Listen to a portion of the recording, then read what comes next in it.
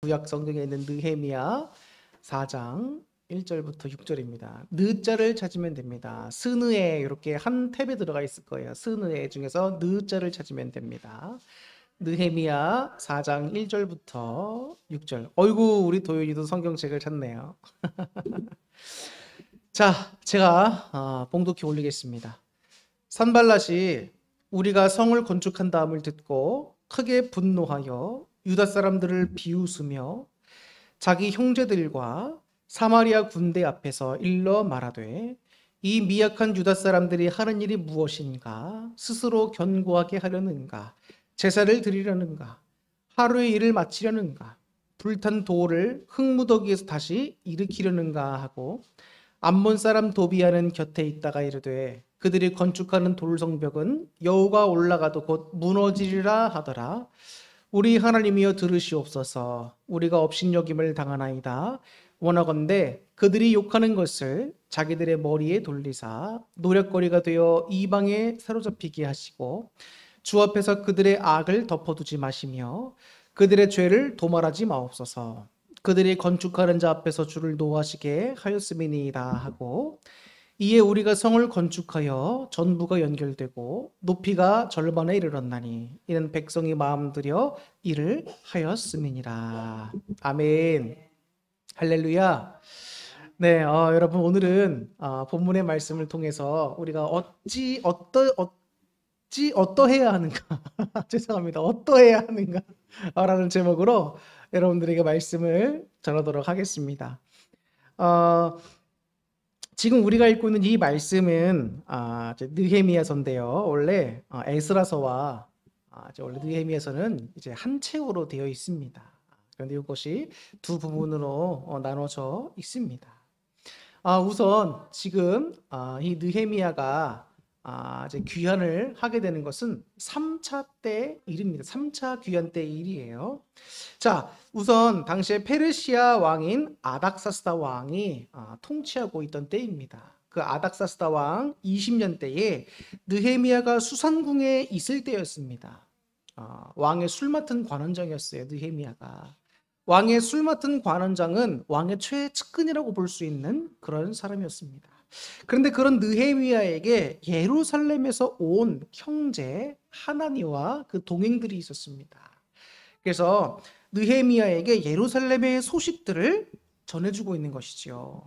그래서 포로 귀환자들이 큰 어려움들도 당하고 있을 뿐만 아니라 예루살렘 성이 회파되었다라고 하는 내용을 전달해 주게 되는 겁니다. 자, 느헤미야가 이제 왜 본국에 귀환되는 3차 귀환 과정이 일어나게 되는지 그 원인을 이야기해 주고 있는 부분이기도 합니다. 원래 여러분, 이 느헤미야가 예루살렘 성 회파 소식을 들었을 때는 앞서 말씀드린 대로 이제 페르시아에 있는 아닥사스다 왕 20년 때의 일입니다. 자, 그때는 기원전 445년경이었어요. 그런데 예루살렘 성 회파 소식은 이미 남유다가 바벨론에 의해서 기원전 586년경에 이미 다 예루살렘 성 무너졌잖아요. 그런데 445년인 시간이 지난 100년이 훌쩍 넘는 그 시간이 지난 이후에 또 예루살렘 성이 회파되었다는 소식을 들었다는 겁니다. 그 말은 무슨 말이냐면 과거에 바벨론에 의해서 예루살렘 성이 회파됐다 그 이야기를 들은 게 아니라 그 이후에 이제 포로 기한이 1차, 2차 때까지 이루어졌잖아요. 1차 때는 약 포로 기한 3년, 3차, 한 100년 전의 일입니다. 그럼 그 1차 귀환이 이루어졌을 때 이제 수룹바벨을 중심으로 해서 이제 1차 귀환이 이루어졌었고 2차 귀환 때는 이제 에스라, 학사 에스라를 통해서 또 2차 귀환이 이루어졌던 때입니다. 그리고 나서 이제 100년이 흐른 시간이에요. 근데 에스라에서에 보면 이제 성전을 재건했을 뿐만 아니라 당시에 예루살렘 이제 이스라엘 백성들 그 민족들의 안전과 또 이제 위용을 다시 세우기 위해서 예루살렘 성벽도 다시 재건하는 작업이 시작이 됐어요. 그런데 원수들의 방해 공작 이런 것들로 인하여서 그 짓고 있던 공사들이 다시 멈춰지게 되고 짓고 있던 그 성벽들도 다시 회파가 되는 그런 일이 발생하게 된 겁니다. 지금 그 소식을 하나니가 와서 자기의 형제인 느헤미야에게 전하면서 예루살렘 귀환 공동체가 여러 가지 어려움을 겪고 있다, 이런 이야기를 전해주고 있었다는 겁니다. 그 느헤미야가 이런 예루살렘의 소식을 듣고 나서 마음이 너무 슬픈 거예요. 같은 민족 아닙니까? 그리고 여러분, 예루살렘 모든 것이 다 회파되어 있고 공허해진 그곳에 가서 귀환 공동체가 가서 1차로 갔고 2차도 가서 100년이라는 시간이 흘렀는데도 아직도 이렇게 어려움을 겪고 성벽도 재건하지 못하고 하는 그런 모습들을 보면서 너무 마음이 아픈 거예요, 이 느헤미야가. 그런 느헤미야가 이제 슬퍼하면서 하나님 앞에 금식하면서 기도하게 됩니다. 그게 1장에 나와 있는 내용들입니다. 느헤미야가 참 귀한 신앙인이라고 느껴지는 부분이 바로 여기에서 알 수가 있습니다. 우리가 알 수 있는 게 이 부분인 거예요. 흔히 사람들은 어려움을 겪거나 하면 하나님께 기도하러 나오기가 쉽지 않죠. 근데 어려움이 다가왔고 내 마음이 너무 주체할 수 없을 만큼 괴로울 때 하나님께 나와서 금식하며 기도한다는 겁니다. 하물며 그냥 기도하는 게 아니라 어떻게 했다? 금식하며 기도했다. 저는 기도 중에 제일 어려운 게 금식 기도인 것 같아요. 식음을 전폐하고 오직 하나님의 은혜만을 바라면서 그 믿음으로 구하는 이 느헤미야의 믿음이 얼마나 본받을 만한 믿음인가, 이런 것들을 또한 살펴보게 됩니다. 그 느헤미야가 이 기도에서 어떻게 기도하냐면 처음에 하나님께 회개를 먼저 드리는 겁니다. 이스라엘들이 하나님의 율법을 거슬러서 범죄였던 그 과거의 모습을 회상하면서 주님께 회개를 하기 시작합니다. 그리고 현재 포로 귀환민들이 처한 상황이 왜 그렇게 된 거냐? 하나님께 범죄했기 때문에 그렇게 된 거다 라고 하면서 지난날의 잘못들을 회개하면서 하나님의 은혜를 구합니다. 그리고 계속해서 이스라엘이 그 잘못을 깨닫고 회개하고 하나님의 계명을 지킬 수 있게 해달라고 기도해요. 하나님의 계명을 지키고 하나님 말씀에 순종하면 하나님의 은혜가 임하게 되고 하나님의 약속의 말씀처럼 다시 이 백성을 회복시켜 주시겠다는 약속의 말씀을 붙잡고 있다는 거예요. 사랑하는 성도 여러분, 악한 영의 권세들이 우리 믿는 자들의 마음을 흔들려고 얼마나 여러분 돌아다니면서 역사하는지 몰라요. 사람의 마음이 흔들리고 정신이 흔들리잖아요. 그럼 신앙이 흔들리는 거 여러분 쉬운 일입니다. 순식간이에요.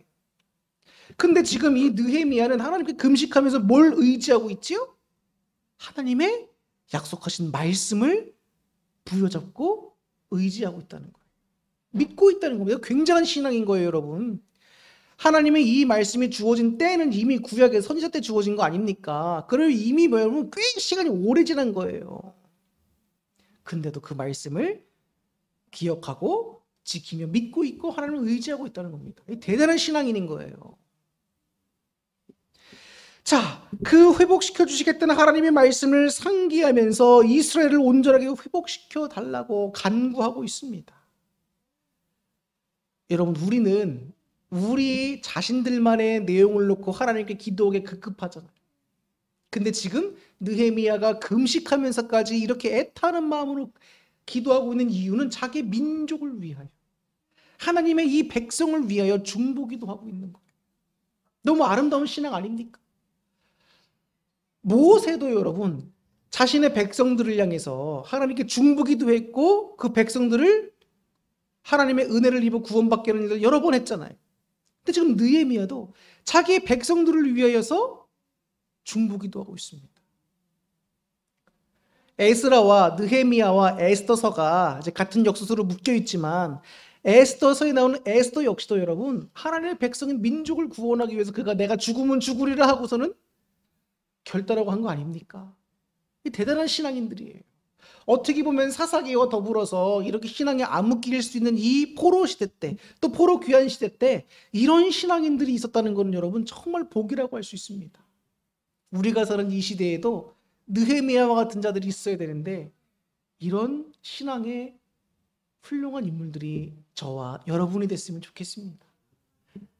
우리 민족을 위해서 또 하나님 믿는 모든 백성들을 위해서 기도할 수 있고 이 말세 시대에 하나님의 일을 잘 감당하고 복음 증거하는 일을 잘 감당할 수 있도록 중보기도 협력해 줄 수 있는 여러분들이 될 수 있기를 부탁을 드립니다.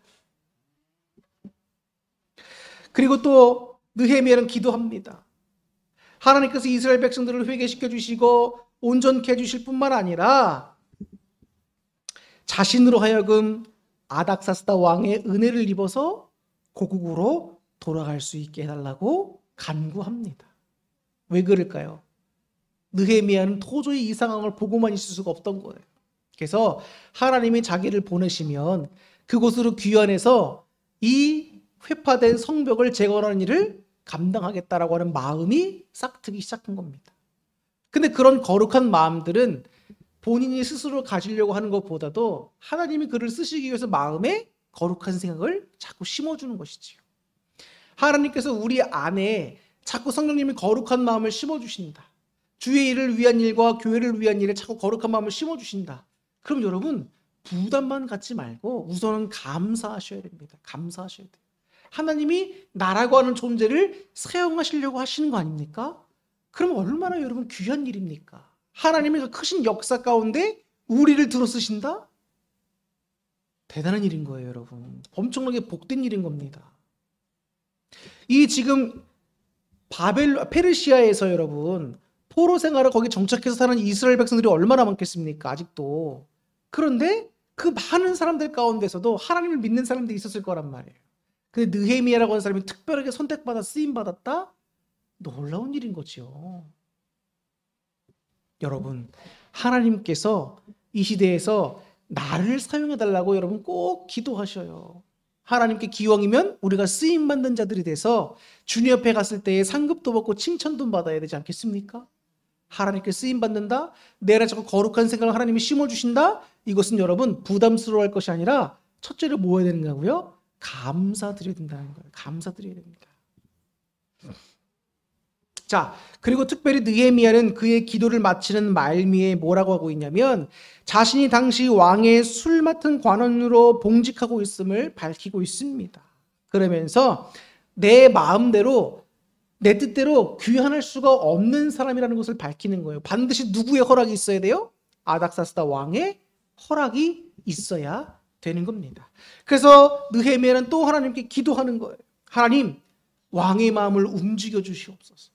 사람의 마음을 움직일 수 있는 건 여러분 하나님입니다. 하나님밖에 없는 거예요. 사람의 마음을 움직여달라고 기도했을 때 어떤 일이 일어나게 되죠?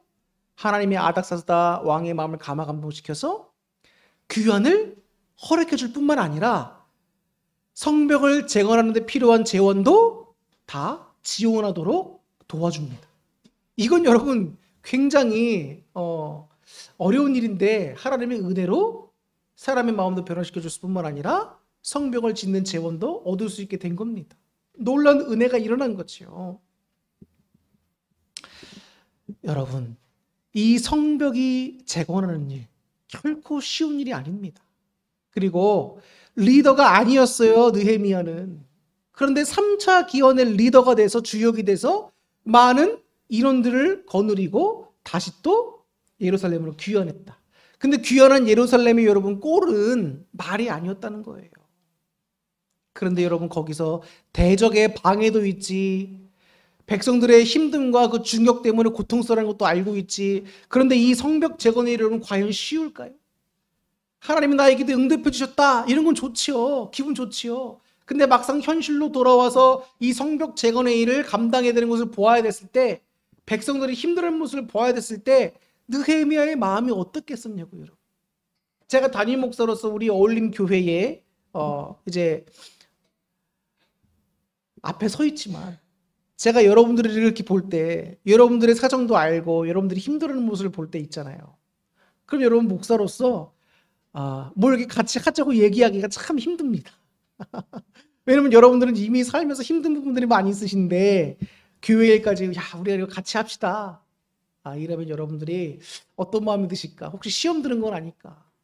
고민하고 또 기도하면서 또 하나님, 제가 괜히 말하지 말 걸 그랬나요? 이런 생각도 들기도 하고 별 생각이 다 들어요. 제 마음이 무겁습니다.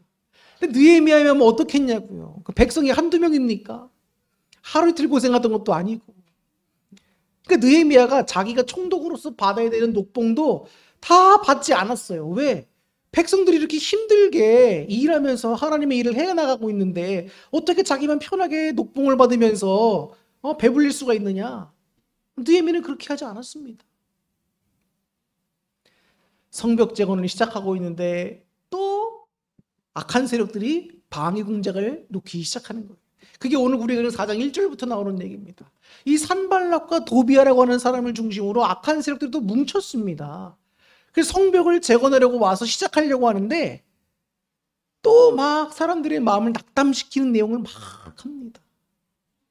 야, 니네가 짓는 거 저봤자 얼마나 잘 짓겠냐. 아이고, 쉽게 말하면 허접하다는 거, 허접하다. 여우가 올라가도 그 성벽 다 무너지겠네. 그런 걸 뭘 지려고 그러냐? 막 낙심하는 말을 막 합니다. 여러분들이 하나님의 사자로 서나가서 주님의 일을 감당하려고 할 때 여러분 결코 쉽지 않을 수 있습니다. 왜일까요? 이 산발락과 도비아로 표현될 수 있는 사탄의 영들이 얼마나 공격해드는지 몰라요. 신앙인들이 여러분 제대로 된 신앙인으로서 서나가기까지 여러 가지 단련의 과정이 있지만 이런 영적 싸움이 여러분 치열하게 계속 있단 말이에요. 그래서 하나의 신앙인으로 서나간다는 건 여러분 하나님의 도우심이 없이는 감당할 수가 없는 부분이에요. 그렇기 때문에 우리가 더 느헤미야처럼 기도해야 되는 일이 필요합니다. 하나님의 능력의 힘을 구해야 돼요. 저는 제가 참 존경하는 목사님들이 많은데 그 중에 한 분이 정용치 목사님입니다. 제가 여러 번 말씀을 드렸지만 이분이 그 유명한 말을 남겼잖아요. 하나님을 이해할 수는 없지만 주를 신뢰합니다. 이해할 수 없어요. 하나님이 왜 이렇게 하시는가 이해할 수 없는 일들이 많죠. 고통과 고난이 많지요. 근데 하나님을 신뢰한다는 거예요. 왜? 하나님은 선하셔서 이 모든 상황 가운데서도 누가 보더라도 왜 이렇게 고생스럽고 힘든 일이고 말도 안 되는 상황이냐를 할 수 있지만 하나님이 그 가운데서 선하게 그 모든 것들을 이끌어 가실 것을 믿는다는 거예요. 그렇기 때문에 하나님을 이해할 수 없어. 하나님 하시는 일을 이해할 수 없어도 주를 신뢰한다는 겁니다. 이런 신앙인의 모습이 얼마나 아름다운 건지 몰라요. 변증 설교로 대가이신 노진준 목사님도 마찬가지입니다. 몸에 장애를 입고 계시잖아요. 근데 하나님은 실질적으로 그의 몸의 장애를 치유해 주시지 않았습니다. 근데 그의 마음을 치유해 주시는 거예요. 더 이상 이 장애가 목회를 하고 삶을 살아가는데 불편함이 없는 거예요. 그의 마음이 치유되니까 육신은 치유되지 않았어도 자기의 병은 치유되었다라고 고백을 합니다. 여러 가지 아픔과 고통 가운데서도 하나님의 선한 역사와 인도하심을 믿으며 그의 한평생 목회 사명을 감당하시는 거예요. 이해할 수는 없지요. 근데 하나님의 선하심을 믿는 거예요. 얼마나 아름다운 신앙인지 모릅니다. 느헤미야가 악한 자들의 공격을 또한 받고 또 후에는 이들의 느헤미야를 암살하려고 시도합니다. 근데 하나님 또 느헤미야에게 지혜를 주세요. 그래서 그들의 암살 계획과 기습 계획도 모든 것들을 다 회파하게 하시는 거죠. 하나님의 사람은 여러분 하나님이 이렇게 지켜주십니다. 도와주신다. 지난 시간에 요한계시록도 여러분도 보셔서 아시겠지만 하나님의 백성을 하나님이 지키신다는 내용을 여러분 분명히 보셨죠? 사랑하는 성도 여러분, 한 명의 그리스도인으로 살아가기까지 우리는 어떠해야 하냔 말입니다. 하나님의 말씀을 부여잡고 하나님께 능력을 구하면서 기도로서 날마다 서나가야 되는 거예요. 그렇지 않으면 이길 수가 없습니다. 여러분, 우리가 삶을 살고 신앙생활을 하다 보면 반드시 찾아오는 어려움들이 있어요. 무엇 때문에 어려움이 찾아올까요? 사람과의 관계 때문에 어려움이 분명히 찾아오게 됩니다. 내 가족이 될 수도 있고 옆에 있는 성도가 될 수도 있고 다른 어떤 누군가가 될 수도 있습니다. 근데 사람이 사회적 동물이고 함께 살다 보면 반드시 어려움이 올 수 있습니다. 그러다 보면 내 마음에 안 드는 사람, 미워하는 사람이 생길 수 있어요. 그럼 여러분 기도하다가 하나님, 저 사람을 향해서 막 원망과 불평이 나오고 막 저주가 섞인 말이 나올 수도 있습니다. 근데 오늘 우리가 읽은 느헤미야 4장의 내용을 보다 보면 이 느헤미야가 이 산발락과 도비아 이 악인들을 위해서 저주하는 내용의 기도가 나와요. 그러면 우리는 이렇게 생각할 수 있습니다. 아니 성경에서는 하나님께서 원수를 사랑하고 원수를 향해서 복을 빌라라고 되어 있는데 오늘 보면서 보면 느헤미야는 원수들을 향해서 저주하고 있네? 우리도 저주해야 된다는 거냐 사랑해야 된다는 거냐 헷갈리실 수 있습니다. 근데 느헤미야는 내가 마음에 안 드는 사람들을 향해서 개인적인 감정으로 이런 기도를 하고 있는 게 아니에요. 여러분, 예루살렘 성벽 재건과 이 완공은 누구의 일이죠? 하나님의 일입니다. 사람의 일이 아니에요. 하나님의 일을 방해하고 있는 저 악인들을 하나님의 공의에서 그냥 봐 넘기지 말라는 겁니다. 쉽게 말하면 예수님께서 성령님의 행하시는 하나님의 일들을 하고 계시는데 바리새인들이 자꾸 성령을 모독하고 회방하는 죄를 짓는 거예요. 그런 하나님의 공의에 입각해서 그런 일들은 하나님께서 막아달라고, 저 악한 것들을 물리쳐달라고 기도하는 겁니다. 개인적인 감정에서 저주하는 기도가 아니라는 거예요. 내 마음에 안 드니까, 저 사람 내가 싫으니까 하나님 저 사람 안 되게 해주세요. 무슨 일을 하든지 하나님 거꾸로지게 해주세요. 이런 기도 제목이 아니라는 겁니다. 하나님의 일을 방해하는 저 악인들을 하나님의 공의의 속성에 비춰볼 때 용서하지 마시고 주님의 일이 끝까지 잘 이루어질 수 있게 해달라고, 악의 세력들을 물리쳐달라고 지금 기도하고 있다는 거예요. 느헤미야는 여러분 무슨 일이 있을 때마다 기도했어요. 이게 중요한 겁니다. 내가 하고 싶을 때 하고 말고 싶을 때 하는 게 아니라 있을 때마다 항상 하나님께 기도하는 신앙의 인물이었다는 겁니다. 저는 여기서 큰 감명을 받았어요. 이 짧은 말씀을 묵상하면서 그렇구나. 우리는 기도의 사람이 되어야 되는 거예요. 기도의 능력과 기도의 맛을 아는 분들은 기도를 멈출 수가 없지요. 제가 많은 분들의 사역을 봅니다. 그런데 목사님들이 많은 사역 가운데 말씀 사역 하시는 분도 계시고 기도 사역, 전도 사역 하시면 다 귀합니다. 근데 정말 제가 대단하다고 여겨지는 게 뭐냐면 기도 사역 하시는 분들 정말 대단하다고 생각해요. 여러분 기도는 쉬운 게 아니죠. 기도는 애써고 힘써서 해야 되는 게 기도입니다. 근데 그런 분들이 매일같이 기도할 뿐만 아니라 성도들을 막 이끌면서 매일매일 기도회를 하면서 가는 거예요. 하루에 3시간씩 기도합니다. 대단하죠? 목사님이 3시간 기도하는 거예요. 여러분 그러시다 치지만 목사님이 기도하면 성도들도 3시간씩 기도를 끌고 간다니까요. 여러분 하루 3시간씩 기도할 수 있습니까? 쉬운 거 아니에요.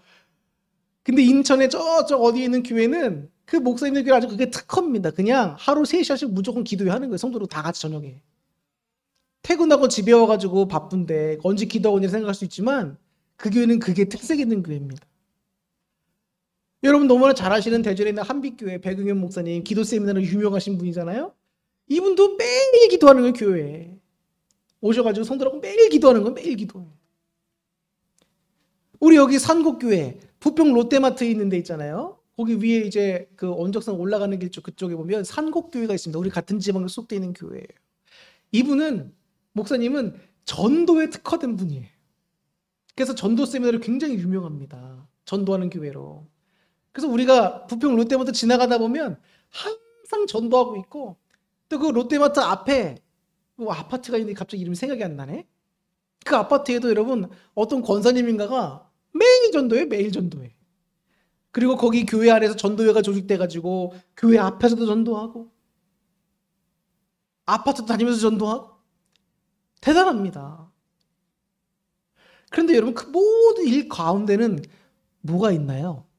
하나님께 기도하면서 능력을 구하는 일이 항상 있는 겁니다. 여러분 기도도 내 힘으로 할 수 없는 거예요. 하나님의 도우심이 있어야 할 수 있는 겁니다. 하나님께 도와달라고 하는 의지가 있어야죠. 여러분 기도하려는 의지가 있어야죠. 그래야 주님도 도와주시지. 그냥 하나님이 안 도와주시니까 난 기도 안 합니다 이렇게 여러분 생각하지 마시고 기도하려고 하는 의지가 있어야 된다고. 의지가. 기도하면 능력이 나타나잖아요. 기도하면 하나님의 도우심을 힘입을 수 있잖아요. 승리가 있잖아요. 여러분 왜 기도하려고 하지 않으십니까? 기도하셔야 돼요. 여러분 교회로 새벽 예배로 공예배로 나오시기 바랍니다. 기도하시기 힘쓰시고 말씀을 느헤미야처럼 붙잡아야 돼요. 여러분 우리 함께 또 전도해야 됩니다. 하나님의 사람으로 서나가야 돼요.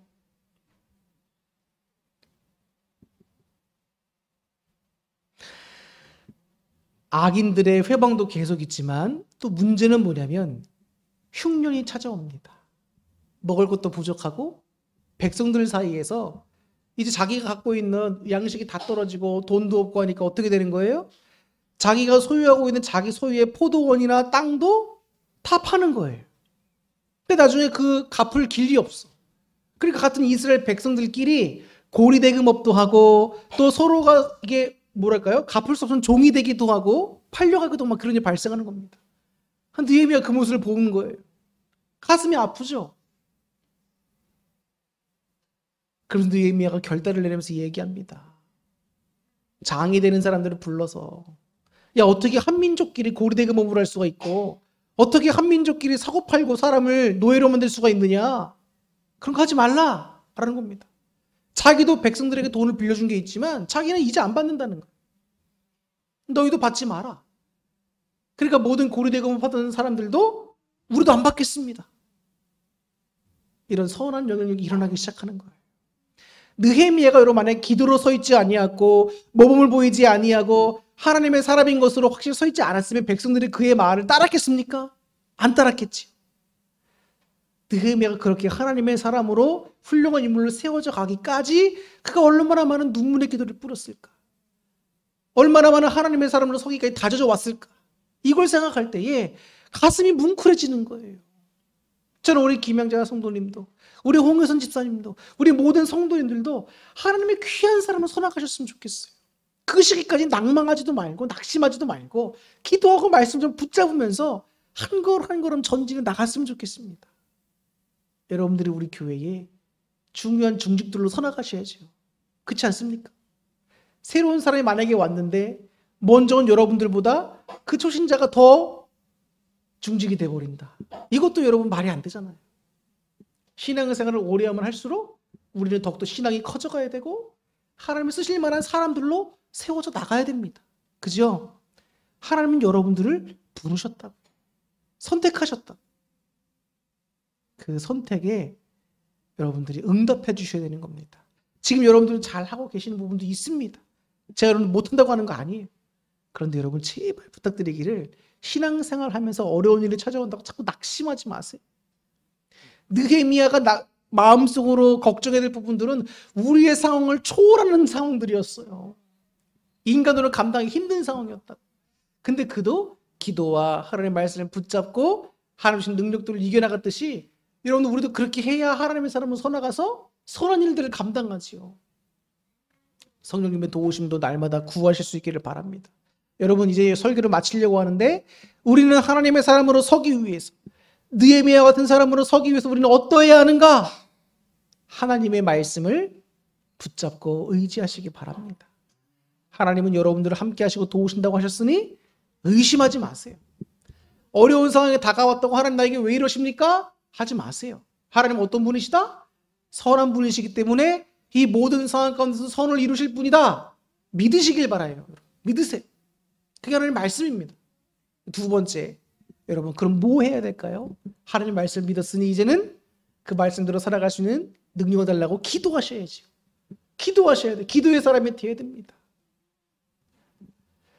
그래서 여러분 우리 교회에 여러분들이 중직들로 세워지고 정말 저와 함께 하나가 돼서 또 다른 심령들을 품고 하나님이 맡겨주는 귀한 일들을 능력 있게 감당하실 수 있기를 정말 주님의 이름으로 축원합니다. 기도하겠습니다.